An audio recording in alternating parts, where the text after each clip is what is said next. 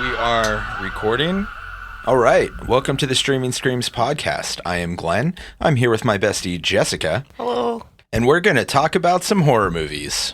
Today, we're going to be talking about Talk to Me and When Evil Lurks, and I will try to use its actual name when we get there. So the first movie that we're going to talk about today is Talk to Me. Talk to Me is a 2023 movie, pretty recent one. They're both recent movies. Yes, that's a good point. Both of the movies today are recent, which is pretty exciting because we haven't been great about that so far. So, Talk to Me came out in 2023. It is written by Danny Philippou and Bill Heitzman, based on a concept by Daley Pearson. Directed by Danny and Michael Philippou, it stars Sophie Wilde as Mia, a teen girl who is struggling with the anniversary of her mom's death, as well as the distanced and strained relationship she's developed with her dad. Alexandra Jensen as Jade, Mia's best friend. Joe Bird as Riley, Jade's brother. Otis Danji as Daniel, Jade's boyfriend and the object of Mia's secret affections. Miranda Otto as Sue, Jade's mother, and finally Zoe Terekis as Haley, the owner of the hand.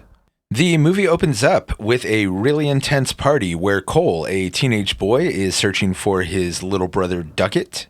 When he finds Duckett, his brother is acting strangely, and this really just doesn't turn out well for either of them. Sometime later, Mia, Jade, and Daniel go to a small party hosted by Haley and Joss, where they are basically playing a game with a mysterious embalmed hand.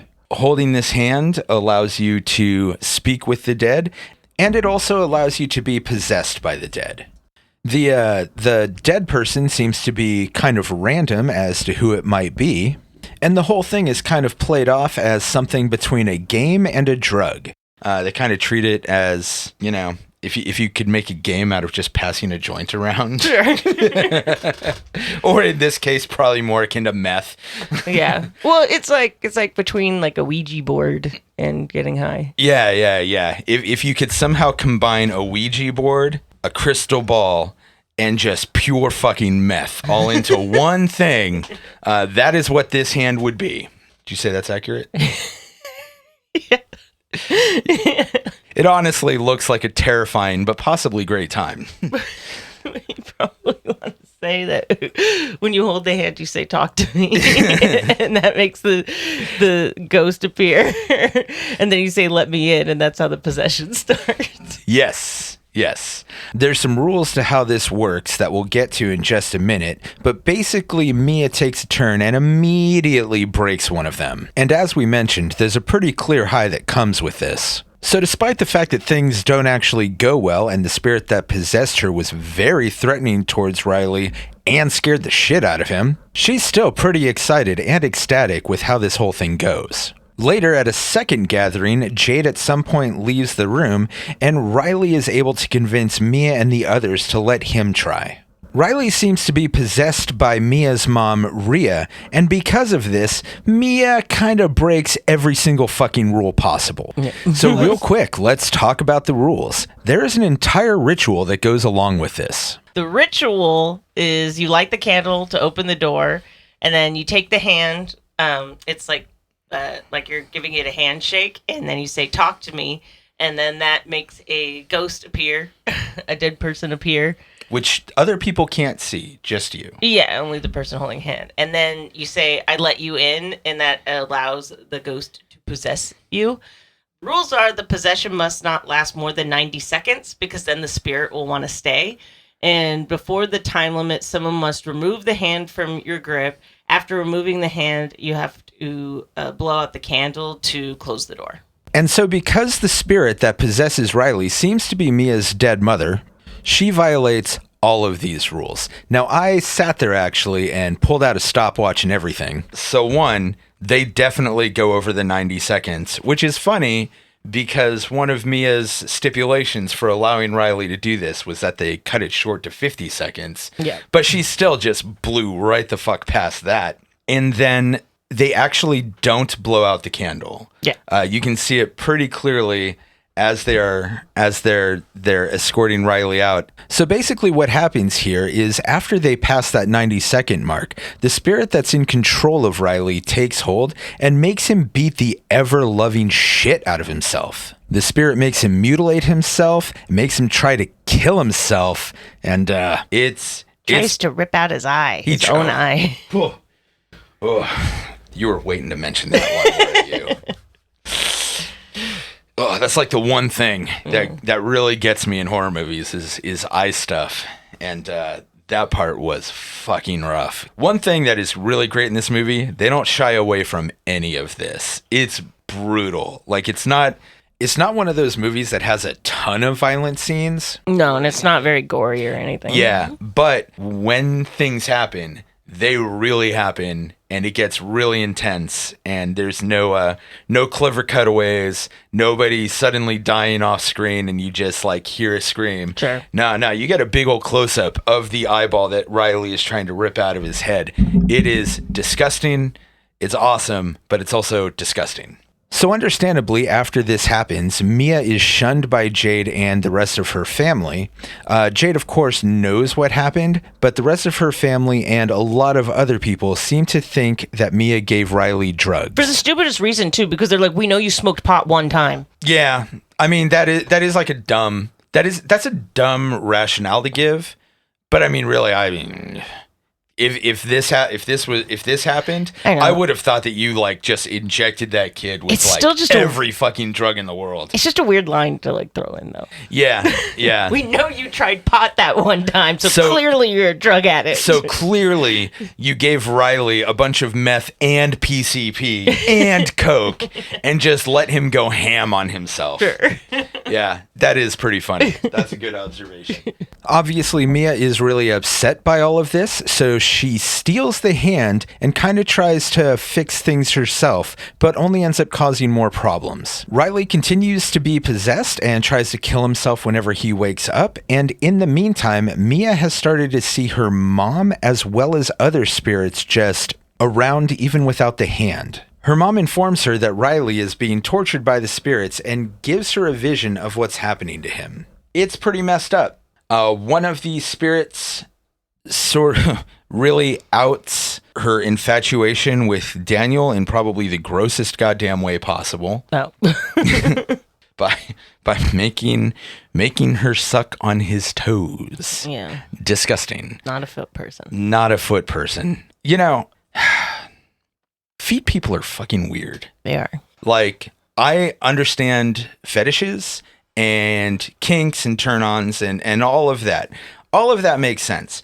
What I really don't understand about feet people is why they won't shut the fuck up about it. Yeah, they're always creepy about it. They're always weird about it, man. You know, I have known people who have been into things that, like, I won't even mention here. But, you know, none of them are just gonna, like, stare at you on a subway and then tell you that they want to, like, do that to you. Yeah. Nobody's gonna bring it up on a first date. Foot people are just so shamelessly proud of their fetish, and I don't get it. Yeah, they're like vegans. They're gonna tell you about it.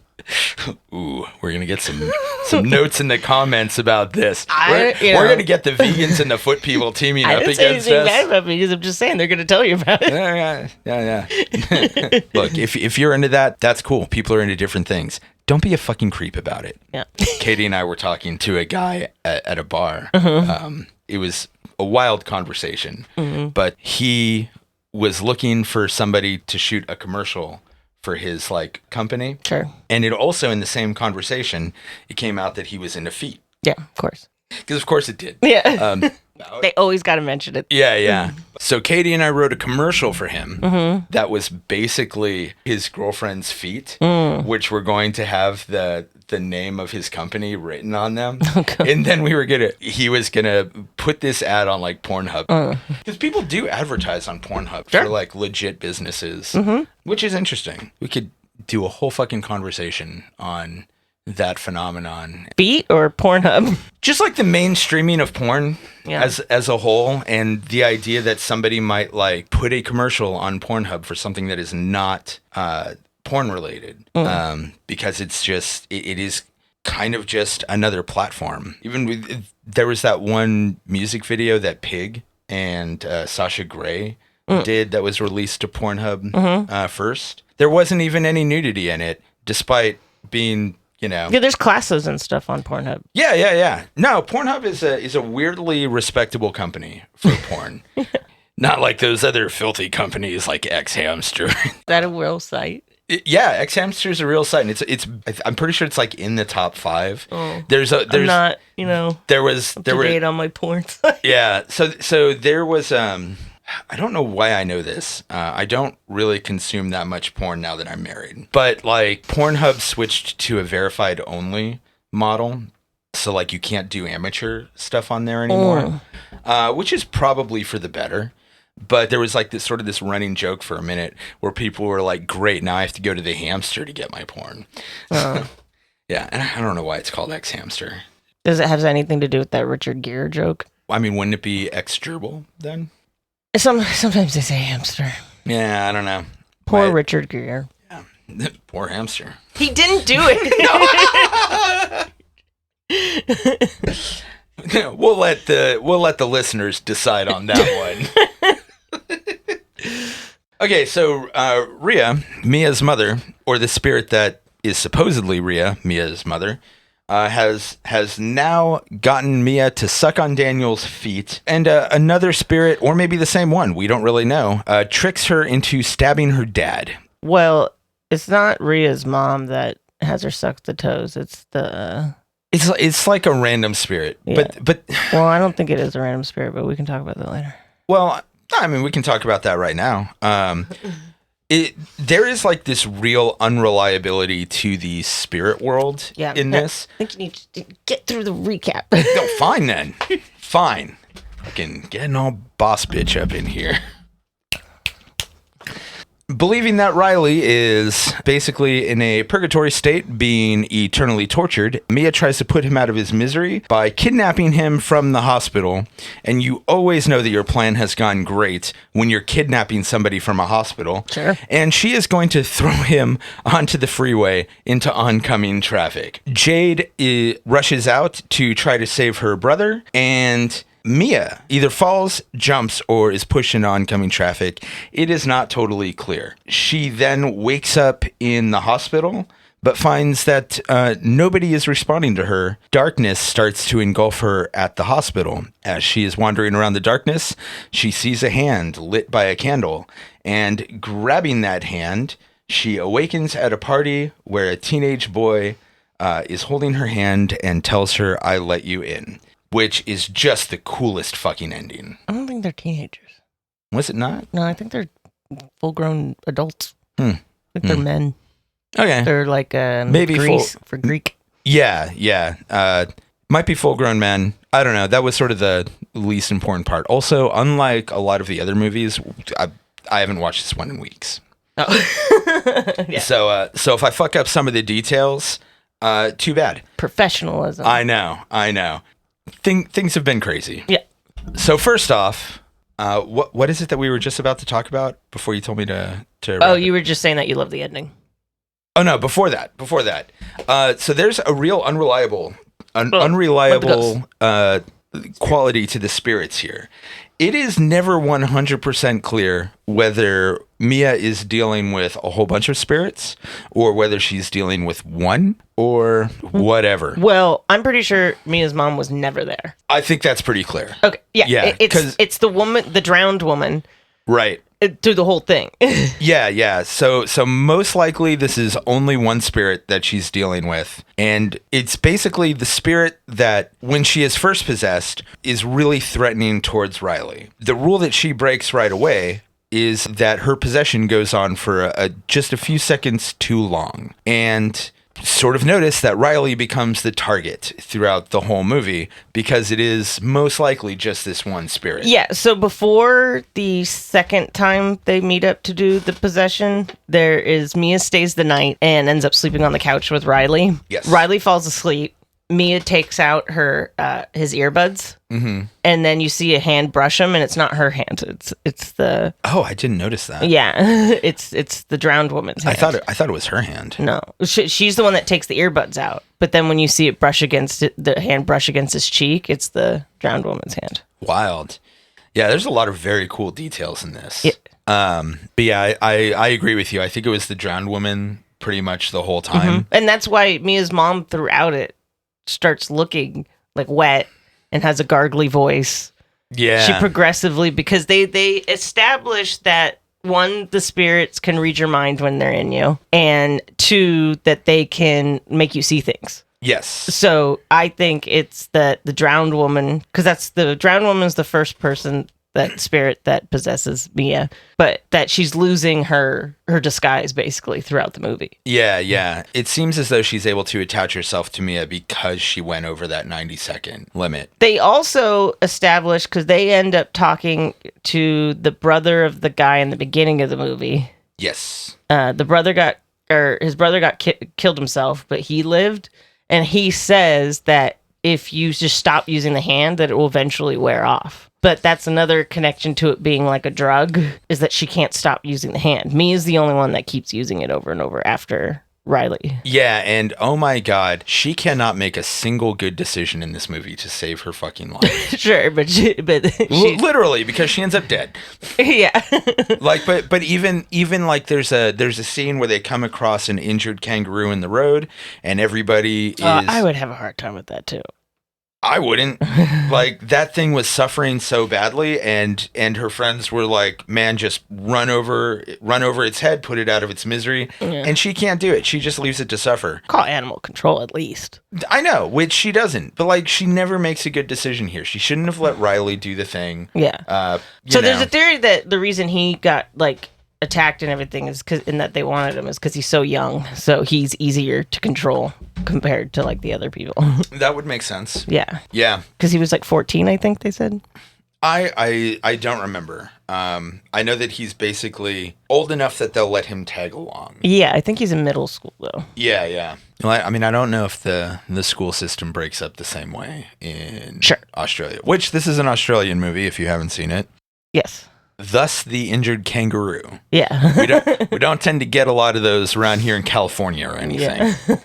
Oh, I do want to talk about the ending. And one of the things that I really like about the ending, I don't think I've ever actually seen another movie do this, where you see the calling ritual from the spirit's point of view. Oh, sure. Which was very cool because it sort of explains. It makes a lot of the parts of the ritual make sense. Like, what exactly is the purpose of the candle? Well, it lets them see you in the dark. Yeah. Basically, it gives them a point to focus on. I just thought that there's not a ton that I have to say about it. I just thought it was a really well done ending. By the time it finally hits, it's sort of timed so that you realize what's happening right as the reveal happens. Yeah.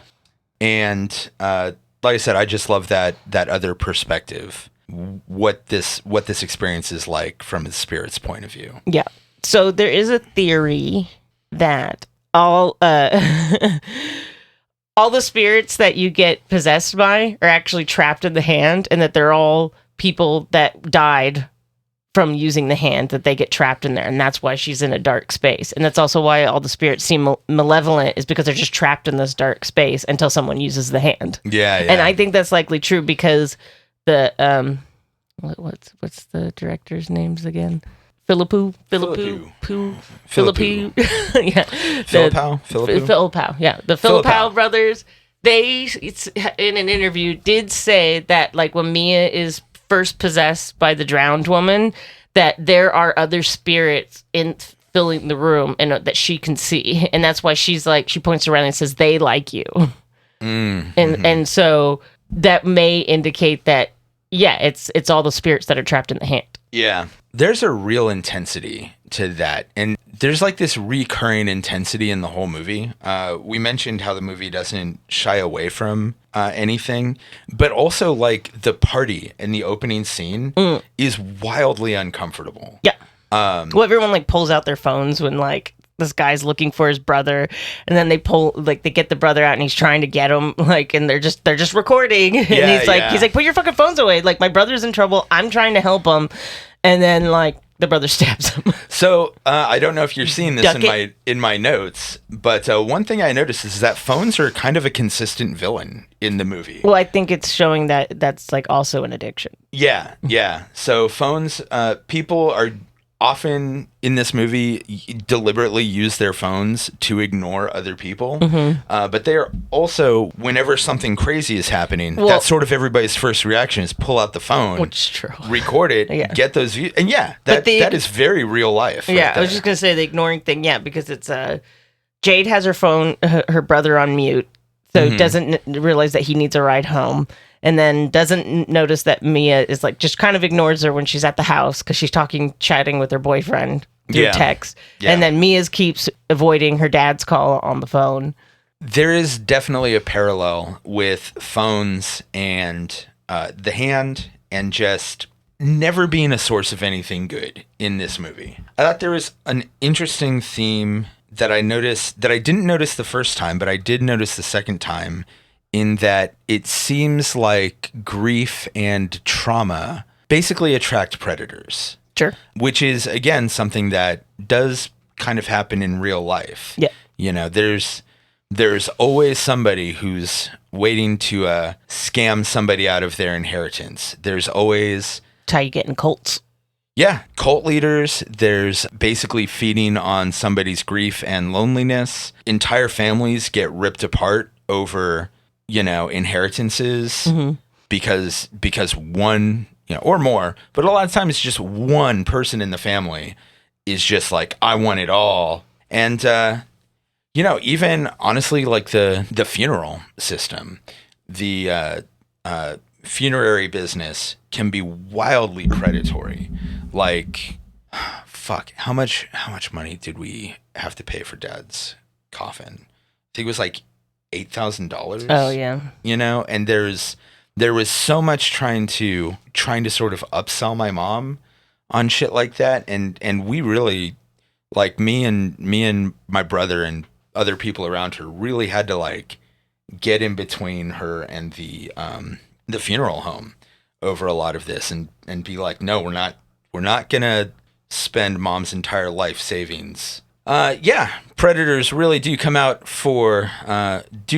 and take advantage of people's trauma and grief. And really that's like another thing that kind of happens with drugs too. One can make a pretty good argument that just being an addict is probably traumatic and awful, but you've got fucking predators just on you being like, yeah, you want to buy some Coke? Yeah. People feed off it. Yeah. It's like the law of the jungle, man. Somebody sees you're weakened and they're just, they strike. Yeah. Just, but yeah, the going back to the intensity of that opening scene, not only is everybody pulling out their phones and not helping, but it is done so well with this really intense bass. Everything, even when it's out in the open, just has this hugely claustrophobic feel. Yeah. This is a really fucking uncomfortable movie. Yeah. And it doesn't rely on a bunch of jump scares, which I like. Yeah. I don't think there's really... There's a couple. There's like two or something. There's not many jump scares. The movie really does rely on just like having this discomforting and distressing feel going throughout the whole thing. It also has like really real characters. Yeah. Nobody feels like a caricature or like overwritten. They seem like real kids. Yeah.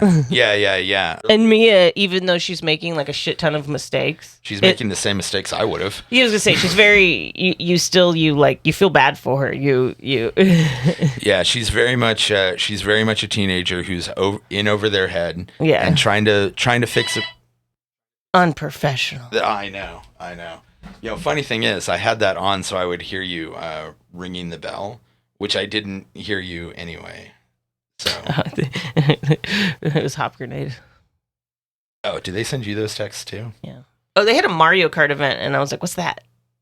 I think it was just them putting Mario Kart on the big screen and having people playing it because they do like video game nights there and stuff. Oh, I didn't know that. Yeah. So shout out to our local boys at Hop Grenade. Interrupted the pod. Yeah. Enjoy that free advertising, jerks. I'm just kidding. We love Hop Grenade. Everybody who works there is super cool. Shout out to Hop Grenade. Shout out to the Brewing Network. Had a lot of good times at your bar. Yeah. Anyway, question for you. Mm-hmm. Do you think the dream that she had about the dad finding the mom was what actually happened? Yeah, probably. Okay. Because I was wondering if that was just like in her head or if that was the spirit actually showing her what happened. I'd kind of be curious to know like how much knowledge the spirits can access from just like everything. Because it seems like they know fucking everything. Yeah, because they're in your body, so they're in your head. Yeah. I kind of don't really have any other notes other than it seems as though a prequel has already been filmed or at least partially filmed. And like kind of depends on your source for this. Yeah, you said Wikipedia said that, but I saw an interview with the two brothers, and they said that they wanted to do a prequel, but they didn't know how they were going to do it. They didn't know if it would be a movie. They didn't know if it would be like a web thing, or like they were talking about that they wanted to do it, but they didn't know what they were going to, how they were. They said it even could be a comic. So that makes me think it has not been filmed. Yeah. Okay. So I don't know, but a sequel is definitely already in the works.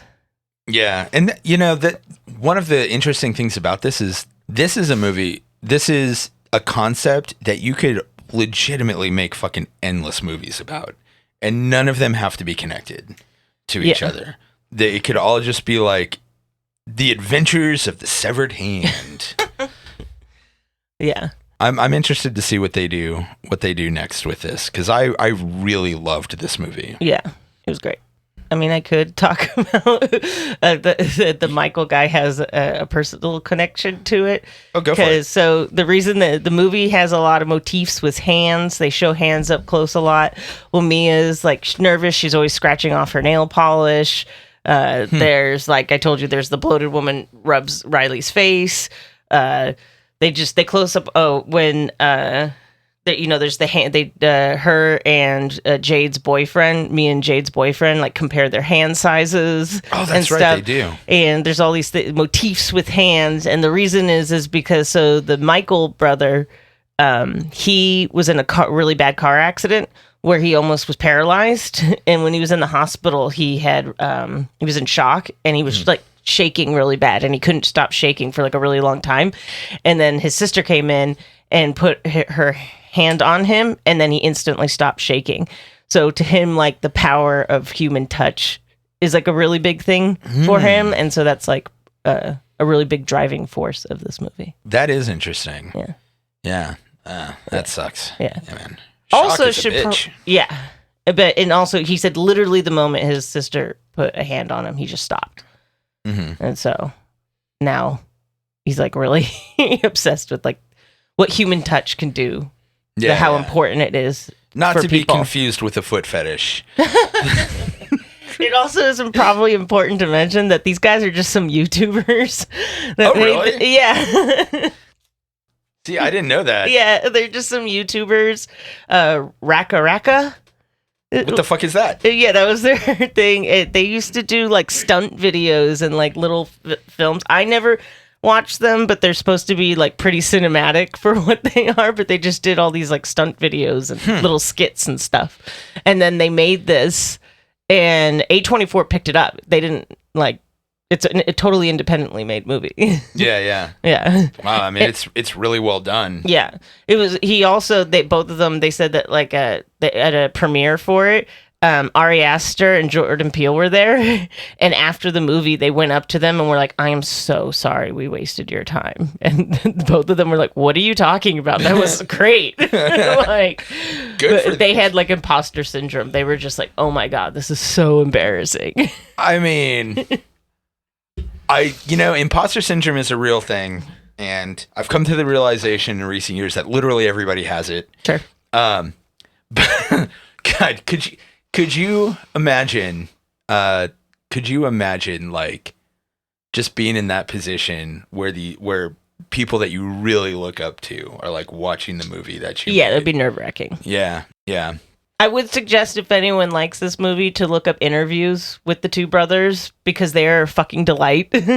They're identical twins and they're just very hyper and like very like proud and happy of this. And they're Australian and they just like talk over each other all the time. But it's just delightful because you could see just like how excited they are for this. They should be proud of this. This was such a good movie. I had no idea that it was completely independent, but like this is probably would be a contender for my favorite movie of the year. I mean, I loved every minute of it. I honestly could not wait to talk about it. I look forward to seeing what else they're going to do. Yeah. Because they hopefully will have a movie career now. Yeah, and you know what? I think this is probably the first time I can honestly say that I'm looking forward to a prequel to a horror movie. Because usually I absolutely despise horror movie prequels. Sure. Yeah, because part of the thing is they don't know anything about the hand. They're like, oh, it's from a Satanist. No, I heard it's from a medium who could contact the dead. And it's like nobody really knows anything about it. Yeah. And honestly, we don't need to. But I really like the idea that they can just explore these other stories with it. And some of them, I would be interested in seeing how things came about with that party in the beginning.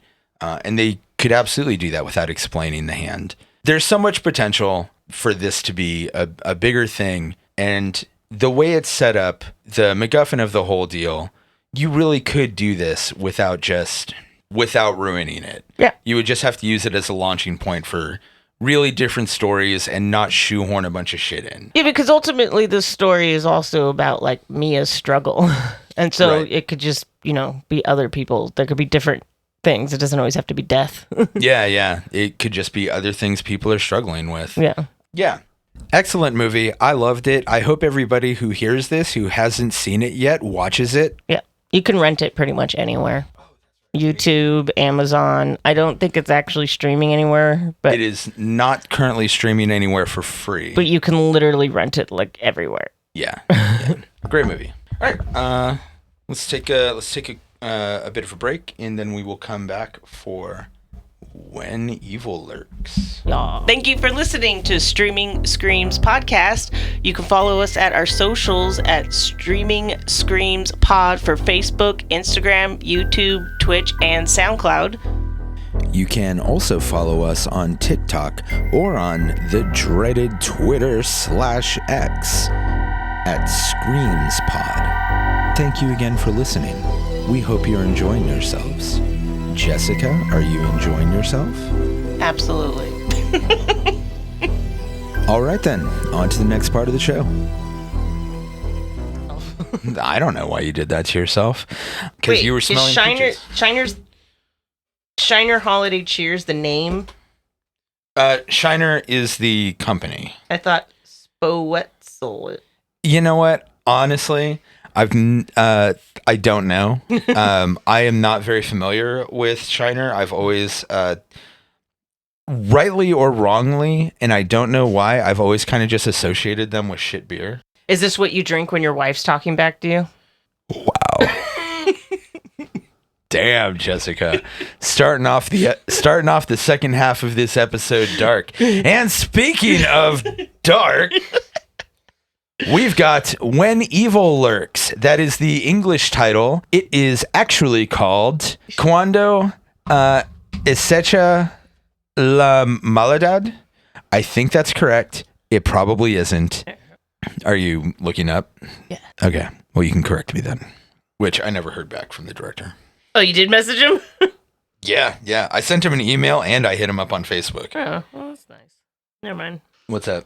I was trying to get like one of those things where it will say it. No luck. I was like, I thought there was somewhere you could just enter it in and then. Oh, I thought so too, but I guess not. Okay. When Evil Lurks. Cuando acecha. Okay. Cuando acecha la maldad. I believe that's about as close as we're getting, one way or the other. Gonna cut a lot of that out, but for anybody listening, just so you know, we have spent an inordinate amount of time just trying to figure that out. Okay. When Evil Lurks, also from 2023, written and directed by Demian Ronga. Fuck, I fucked that up. And I actually knew how to pronounce it, and I still fucked it up. Written and directed by Demian Rogna, starring... here's where I'm going to really butcher it again. Oh, no. Ezekiel Rodriguez as Pedro. Damian Solomon as Jimmy. Louise Ziembrowski, Sylvia Sabater, and Marcelo Michinow. And I apologize to those last three. I did not remember to write who they were playing, which is a mistake. But Professionalism. that is the theme here today, isn't it? Professionalism. It's fine. This movie was super cool. I did reach out to the director to see if I could try to get him to come onto the podcast, and unsurprisingly, I did not hear back. So, Damian Rugda, if you ever hear this, we would love to have you on the podcast sometime. He also wrote and directed Terrified. Yes. Which we did on another podcast. Yes, and since you mentioned that, there was something that I realized, or didn't realize, there was something that I saw like kind of a mention of, and went and looked it up. You know that one, like, basically the only good scene from Smile? The girl with her head dropping down in front of the car? Sure. So that... I actually liked Smile. Okay, we'll do an episode on I thought it was going to be complete trash, so I had my expectations were like in the gutter, and I was like, that's all right. Yeah, I didn't love it. It wasn't the worst movie I've seen, but I didn't like it that much. But, okay, so that one scene was very probably ripped off from Terrified. Because there is the part where the woman comes out of the house, the camera is exactly the same, and it's her walking up to the car, and the only difference is that she's bent over from the beginning, but it basically is the same. Well, she's all like, I think she's connected with the other guy. She's not bent over. They're kind of like muddled together. Possibly, but the end result is she walks right up to the car and slams her face upside down against the window, and it is so clearly the same shot. Yeah, you know. Which I thought was really funny, that easily my favorite part of this movie that I really didn't care for was clearly ripped off from a movie that I quite liked. Yeah. But back to When Evil Lurks. We should probably mention real quick that it's Argentinian. Yes. Neither of the movies that we're doing today are American. No. Yeah, that's cool. Look at us. We're cultured. We may not pronounce a fucking thing right. Yeah. We may have potentially problematic conversations coming from two suburban white folks. Yep. But we're cultured. So this movie follows two brothers, Pedro and Jimmy, who are investigating some gunshots that they heard the night before when they discover a corpse cut in half. Investigating that corpse leads them to a house where they find Uriel, who is a rotten. And this kind of gets immediately to the first thing that I find interesting in this movie, that the rotten are people who are possessed, but it just seems to be a way of life in this universe. Like, everybody knows about them. Mm-hmm. There's entire professions around dealing with them, and it's not really a fantastical setting or even what one would describe as a fantastical movie, but it clearly takes place in a more fantastical world because this kind of possession is just a part of life. I also noticed that one of the things that they talk about is they mention how when the brothers try to tell people about the rotten, one thing that keeps getting mentioned to them or said back to them is like, this isn't the big city. That's where that kind of thing happens. This is a rural area. Yeah. We don't get that here. Yeah. Which I don't know. I don't know anything about Argentinian politics or the socio-political culture of Argentina. But as an American, that's some shit that you constantly hear here. We don't get that kind of crime here. Oh, sure. We get that, you get that in the big cities. I think that's probably everywhere. I mean, it just never occurred to me that would be a thing that would be everywhere. And I guess there is probably a certain amount of isolationism that does come with just living in a city or living in the countryside. But the kind of disdain that they seemed to have for the city folks when they talked about it in this movie, that wasn't something that I was quite expecting to be as universal. And that was really interesting to note. That's one of those things that I would really love to actually talk to the director about. Please come on our podcast. We is just to find out like more about that, because that really did strike me. So after they find Uriel, the possessed person, they try to get the police to deal with him, but the police are kind of like, that's not our problem. Which... They hadn't known about it for a year. Again, striking similarities to things that you hear about here in America, where the police just don't want to fucking deal with it. Yeah. So it turns out that the body that started their whole investigation, the one that was cut in half, was actually a cleaner who was hired by Uriel's mother to kill Uriel and the demon, thus dealing with the problem. The brothers, at the insistence of their dumbass landlord, load Uriel into a truck and try to dump him a few hundred kilometers away so that it can be somebody else's problem. He somehow escapes out of the back of the truck. No. I mean, he maybe falls out of the back of the truck, Yeah, but it's not clear. They almost hit a kid. Right. And that's pretty much it's implied that he fell out then. It's implied that that's when and where he fell out. But they didn't notice for a while. Yeah, and he may also have just like... No, they said he couldn't move. Well, that is true. So Uriel, the Rotten, is very, very bloated and pretty much immobile. So that's why they load him up into the back of a truck. Yeah. So they lose the Rotten, and they're just like, oops, not our problem now. Probably far enough. Just now talking about this, I'm realizing that there's this whole theme of people just not wanting to deal with the problem. Yeah. They come on back and just try to go on about their lives. The landlord goes back home, and one of his goats starts showing signs of possession. Professionalism. God damn, dude.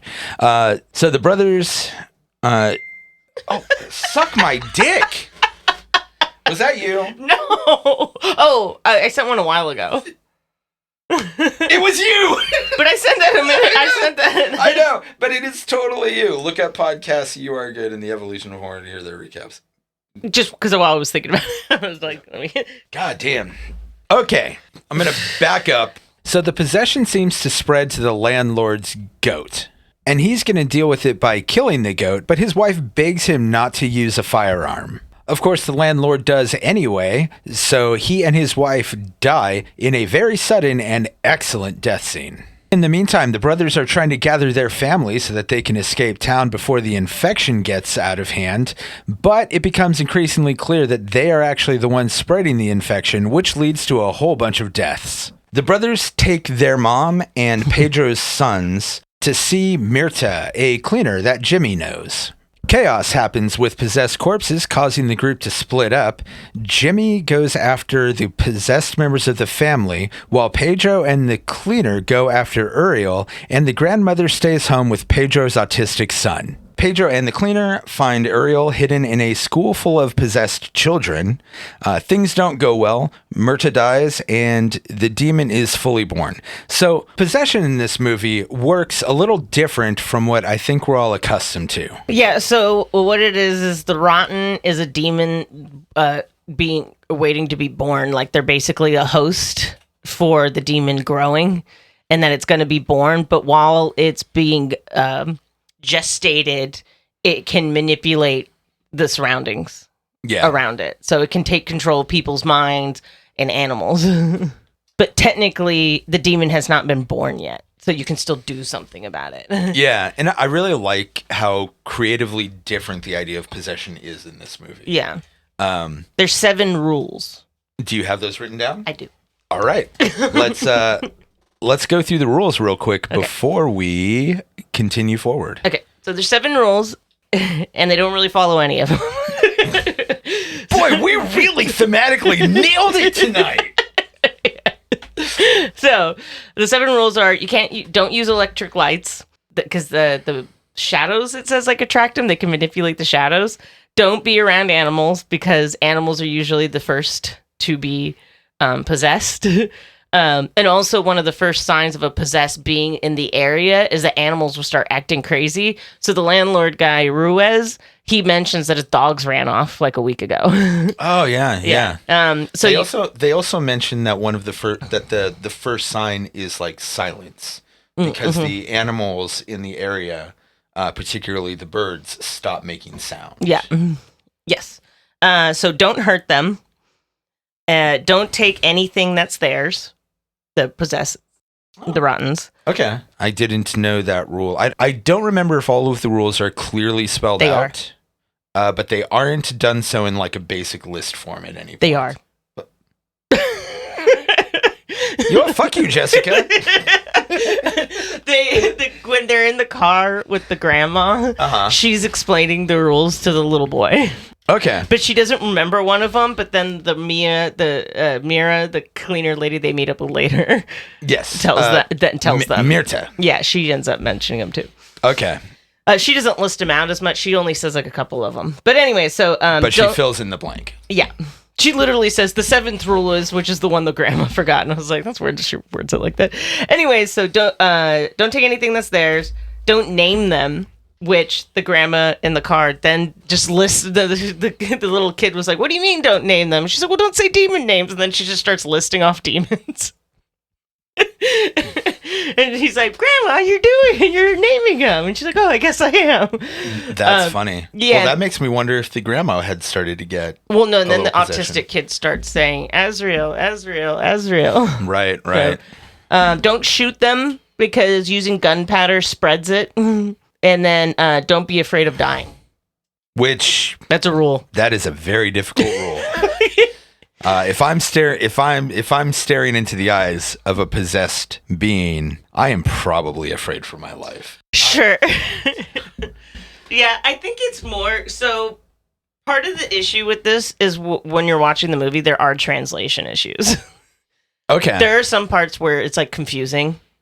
So now you watched with subtitles, right? Yeah. And are you saying the subtitles have translation issues? Mm-hmm. Okay. And you can tell like there's some parts where it's like that sentence doesn't make sense. Okay, because I also watched with subtitles. Yeah, I rewound one a couple times because I'm like, that doesn't make any sense. Yeah. And I was like, I think they have extra words. But don't be afraid of dying. I think it might be just don't think of your fears because the Mirta mentions later that if you're afraid of holes, like a hole will appear underneath you. If you're afraid of dogs will show up. So okay. But she specifically says, don't be afraid of dying, which I'm like, isn't that like an innate fear for lots of people? So I think that might be a slight mistranslation. I feel like I've been afraid of dying at some point at literally every day of my life.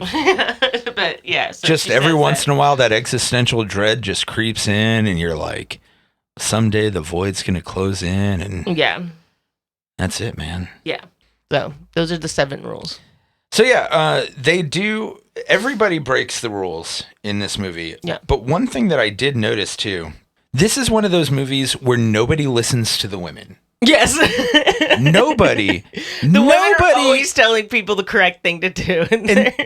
And even, like I know the grandma slips up once, but that's kind of the only real mistake that any of the women make. Well, she doesn't believe anything that's going on because she hasn't seen anything. And she's even like, well, this is a city problem. That doesn't happen here. Oh, right. So she's like, you guys are ridiculous. But yeah, nobody. So first off, Ruiz just completely ignores his wife, who seems to know what she's talking about. Well, they all know not to shoot it, that it spreads it. Yeah, and he does it anyway. Yeah, it's got brought up multiple times even before that scene. Right. And so possession is really treated like a plague here. And one of the things that you don't want is just anything that spreads a possessed around. Yeah. You don't. I think there was a mention of like they don't want it in the water supply. Yeah. Because it can cause infection. Shooting. Yeah. Anything it touches it, they burn their clothes and stuff. Like anything that touches it, they like want to get rid of. there's constantly trying to like not quarantine, but what's the word I'm looking for? Decontaminate. Yeah. They are constantly trying to decontaminate, and they're not always great at it. Pedro does not listen to his ex-wife, and it more or less gets his entire family killed. He doesn't listen to Mirta, the cleaner. He doesn't listen to Mirta either, who they specifically went and sought out, by the way. Yeah. And well, no, even when he went, so they go to get their kids, his kids. He brings the evil there because he didn't change his clothes first. And then he gets naked in their room, in the kitchen, being like, give me a change of clothes. And then the dog ends up sniffing his clothes. Yeah. And then the dog gets possessed and attacks the little girl. In what is, again, another great death scene.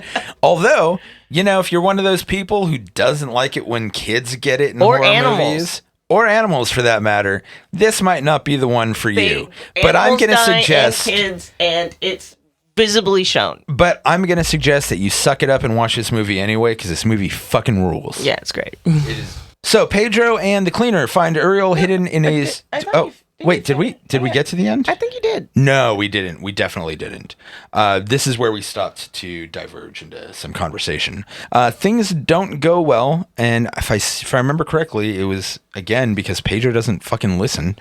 Mirta dies, and the demon is fully born. They go back to the farm, and they find that Pedro's autistic son has eaten his mom. Grandma. Well... The son has eaten his grandma, has eaten Pedro's mom. Oh, yeah. He's eaten the brother's mom, and now Pedro has nobody but Jimmy, who he kind of blames for a lot of this. This movie is fucked up. Yeah. The kills are so brutal, and, once again, much like Talk to Me, it's not the most gory movie. The violence isn't like constantly happening, but when it does... Holy shit. This director is not afraid of anything. Yeah. There is this amazing, amazing scene, and I don't think I've ever seen anything like this before, where a mother is walking down the street holding her dead child's body with his head opened up, and she's just eating his brains, but like a popcorn snacking bucket on it like popcorn or candy or chips. Like she's just walking down the street, just reaches in, grabs a hunk of brain, puts it in her mouth. Yeah. It is so fucked up. All the effects are really good in this movie. The effects are excellent. The possessed looks gross. Just disgusting. Or the rotten. The rotten looks rotten, and it looks diseased. Yeah. And it's all bloated and wet and just gooey and yeah, and it's just horrifying. And then when people die in this movie, it is sudden, it is vicious, and it is such a visceral movie. Yeah. And I absolutely love it. I am out of things to say here. Bring up a point. Okay.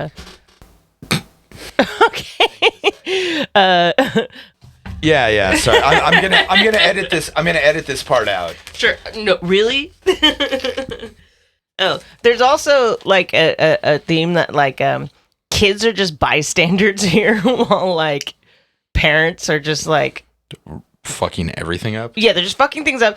They're like the dad goes. Like I said, the dad goes to the house to pick up the kids, brings the evil with him because he knows he has to get rid of his clothes that he used to drag the rotten out, and then strips there for some reason. But they're just like screaming while the kids are just sitting there like watching. Yeah. And then there's like all the little because they say the kids are evil is attracted to kids, and kids are attracted or easily susceptible to it. They actually say kids are attracted to evil. Yeah. So it's like kids are just like getting like fucked over because of everything the adults are doing. Also an interesting point. So they state church religion is dead in this world. God is dead. And the whole reasoning is because of shysters that were church. So Mirta mentioned her and her husband used to have a church and that they were preachers, but she's like, we were scam artists. Yeah. We were just doing it. And then, so the whole rotten thing that's happening, they think is a punishment for churches basically scamming people. Yeah, which, churches Which, do that. yeah, which to me means God isn't dead if there's a punishment. But basically, because even Well, God doesn't hand out the punishments, though. He delegates that Sure. to But old Scratch. even the family in the beginning, she said that she lit a candle to some saints, and they're like, you can't do that anymore. The churches are dead. Yeah. There's also the people in the beginning who have the rotten are they're treated like they're lesser than. So it's never stated, but I feel like they're either like, I don't know enough about Argentina, but it feels like they're either natives or immigrants of some sort. Because even Ruiz, the landlord guy, was like, I should have kicked them out like when they first showed up. He's like, and he even said, he's like, you people always ruin everything. Yeah. And I'm like, but they never specifically say what that means, but they are treated like they're other. This movie really did make me curious about Argentinian politics. I don't know a lot about Argentina. I do know that they've had like some fucked up politics stuff, but who hasn't? I mean, everybody has. And, America has had such a hand in just fucking over everybody in South America. Yeah. It is interesting how much of the socio-political climate of this movie seemed also really applicable to America. Yeah.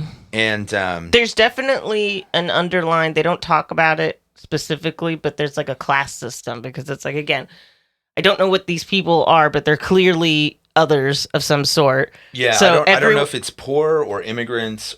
Or some sort of native for the area. I don't know. Yeah. But they are like, these people are lesser than, and they're gross. And then the cops are like, well, you guys are country people. We don't care. That's your problem. And then all the people in this town are also like, oh, city people. like, yeah. There is a lot of tribalism in this movie. There's clearly a ton of social political commentary that we. All right. I just bit the shit out of my tongue. Oh no, I hate that. I am constantly just chomping on this one part that is like that is underneath the last tooth there. Ugh. It sucks so fucking much. I sneezed the other day and bit it in the sneeze, and I was just pouring blood from my mouth. Oh no. It was awful. It was so bad, and I couldn't have any alcohol or anything spicy for days. No. It was, and half of my diet just consists of capsaicin. Yeah. So, what was I saying before I chomped down on myself? Social political stuff. I was saying that this movie really made me curious about the politics and just social political landscape of Argentina, because a crazy amount of it seems so applicable to America as well. And just really feels like there's some universal issues that we just have not worked out as people. Yeah, so this movie was inspired by the fact that for years the government in Argentina was using pesticides in like farmland area that they knew caused cancer, and like hella kids were getting like born with cancer, and like people were dying, and they knew about it for like a really long time, but they just didn't care because those are the poorer people. Boy, that sounds pretty much like America right there. Yeah. I'm pretty sure we've done literally the same thing. Yeah, and so that's and then also the fact that like it is intentional that everybody is just not listening to the rules and like just screwing up, because that's what people do in a panic. Like, that's not just what people do in a panic, but like how many people just, threw all the advice and rules out the window when the fucking epidemic started? Yeah. Or when the pandemic started. Yeah. There was, and like just, not just willingly, but like ignorantly and rebelliously. I remember reading, and I'm sure this wasn't common, but I remember reading a few times about people who were having, when parents get the chicken their pox kids parties together to have like to get all of the kids chicken pox. Yeah, they don't do that anymore. People were fucking doing that with COVID, trying to just like purposely infect themselves as like a form of inoculation, and it was so mind-numbingly stupid that somebody would do that. Yeah, and then everybody would fight over, masks and I'm just going to go off on a thing here. One of the things that I've constantly heard and still hear with people who are anti-mask or whatever is the whole thing about like masks don't protect you from the virus. And like they were never supposed to. From day one, the idea was always that the people wearing that you're supposed to be protecting other people from you with the mask. And I always wonder just like why people insist on being deliberately stupid about this stuff. Like, I know you fucking heard it. I know you've been told it a million times. You're just pretending that you're too stupid to understand this concept and are making up an argument that you think you can win against. It's bullshit. People don't like to be told what to do. Well, I don't like to be told what to do either, but you know what I like even less? Spreading fucking possession all around the countryside because I didn't think to fucking get naked at home instead of at my ex-wife's house where I can, flash my junk at her hubby and my kids. Yeah. No, you know what's also... None of which is actually applicable to my life, by the way. No, but you know what's also frustrating? And again, it's all intentional in the movie, but to find out that Jimmy, the brother, knew another cleaner. In fact, it's implied that they were fucking. Yeah. It's like, why didn't you just go get her? They could have just got her the whole time. You know why? Because she's a woman. Probably. And I'm not saying that it's like a fucked up joke, but again, nobody listens to women in this movie. And they're constantly saying the right thing to do. Yeah, the women constantly know what to actually do. They constantly know what's going on. Nobody listens to them and everybody pays the price. There is not a single person in this movie that comes out even remotely okay. Yeah. And so much of it could have been avoided if people had just listened to the wives, the mothers, the female cleaners. Yeah, I do wonder though. What's this evil child gonna do now that it's born? He just kind of walks off. I'm like, what are you gonna do? What's going on? I don't know. Bring about the apocalypse. I'm like, it seemed like it was pretty like fucked before he was born. What worst thing is he gonna do? Well, maybe. And have other ones been born? That's a really good question. I would assume so. Yeah, right. Because they know about the whole birth thing. Sure. They know that the intention here is to be born. So one would assume that maybe the kid's just gonna go off and be magical and evil and awful. Yeah. The world building in this movie is fucking fantastic. Yeah, I like how for the most part it does like. Yeah, there are times where, like I said, they do explain the rules and stuff, but there's a reason for it. There's also some stupid song that's not very good. I don't remember the song. Yeah, the grandma sings the song that in the car to. Oh, it's a song to teach kids the rules. Yeah, yeah, and it's not very good. No, it's like it doesn't flow well, and I'm like, you could have done better. But maybe Argentinian music has a different flow. Yeah, but I like just how. You already know that this is like from the very beginning that it's like this exists in the world. Yeah. Like most possession movies, there's a revelation where this is like, oh shit. Yeah, like The Exorcist. There's it's not this supposed whole to happen medical, here. like the first half of the movie, The Exorcist is just treated like a medical drama. Yeah. Yeah. Yeah. Yeah. This one, it is just part of the world, and they do this great job of fleshing out the world without really just having to state it in your face. Like occasionally somebody will say something like, evil is attracted to children and children are attracted to evil. And sure, the way we learn about the entire profession of the cleaner is totally natural. All the dialogue about it just seems completely like something normal people would say. Yeah, that's another thing that both these movies have in common. The characters are all really normal. Yeah. And just make mistakes that normal people would make. Which, again, listen to women. They're not always full of shit. Yeah. I will say, this movie's played very straight and it's very serious and intense, like through the whole movie. But there is one scene where the main guy, he just like punches this little girl in the face and it just starts beating this little kid. And I laughed. I laughed hard. I watched this twice and I laughed hard both times. I think I laughed too, but there's always something. He hits her with the door, the car door, and then just starts beating the shit out of her. And something about one, it's like so sudden. It's just something about a full-grown man just beating the shit out of this like 8-year-old girl is just hilarious. Aren't you trying to get pregnant? Yes. Well, I know what to keep an eye out for when that happens. That your kid hits 8 and I'm just going to be like watching you like a hawk. Now you got to watch Craven. You know.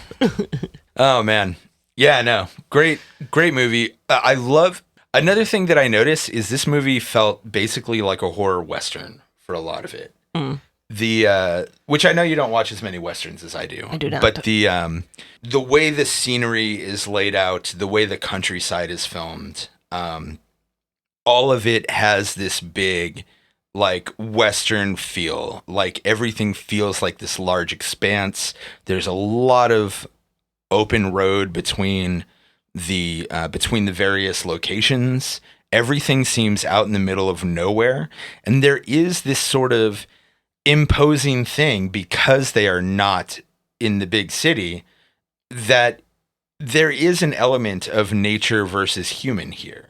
And it's not so blatant as like having, a thunderstorm destroying everything or anything like that. Sure. But it does give this like hopeless, desolate feel that a lot of that really does come into play in a lot of Westerns, where the isolation is one of the main villains. Oh, it's funny. I just noticed in my notes that I made a note trying to remind myself to look up the inspiration for the movie. So I'm glad you got that covered. I think that's going to be one of your jobs for the podcast. Right. Find the inspirations and all that stuff. So I will say, just speaking of like the specific horrible things that happened in this movie, I discovered that along with eye things, I seem to have a real severe problem with hair being in people's throats. Because I think it was at the end when we find out that the son has eaten the grandma. Yeah. Holy shit. They do it by pulling this really huge chunk of hair out of his throat. And I swear to fucking God, I almost threw up. And I mean, I paused it because I was legitimately gagging. So, new fear unlocked. Sure. New source of disgust unlocked. It was awful. And oh my God, he ate her bones and hair all. Oh, yeah. Bones and all. Also a good movie. Also with a very Western feel about it. Sure. This one was great. These would probably be my 2 contenders for my favorite films of this year. Yeah, they're great. They're both excellent. Both well worth the watch. When Evil Lurks, it's also streaming on Shudder and AMC Plus. I'm sure it will expand out. Mm-hmm. At the time of I guess not at the time of recording anymore. When we were originally scheduled to record this, it was out in theaters as well. It had a short release. But it did have a short release. And yeah, if we screwed anything up here or missed a lot of details, it's because there's an unusual amount of time between us actually watching the movie and recording this time. Usually we're better about that. But as I think I said in the first half, shit's been fucking chaotic. Life, man. As the old Liabox song says, life is life. Yeah, it's true. There's a reference for you 90s goth kids out there. Anyway, was there anything else you wanted to mention about this movie? No, but they're both great. Yeah, both great. Check them out both. The hype is real. Yeah. I think I want to find a book about Argentinian politics now. Just read about it. Sure. It is just so fascinating the whole time watching the social political commentary in this movie and trying to figure out like not just how it applies to how it clearly applies to America, but also I'm very curious about how it actually applies in Argentina. Yeah. Cool stuff. Groovy. Yeah. Good movie. Good movie makes you want to learn. All right. All right. Well, that's it for this one. Goodbye.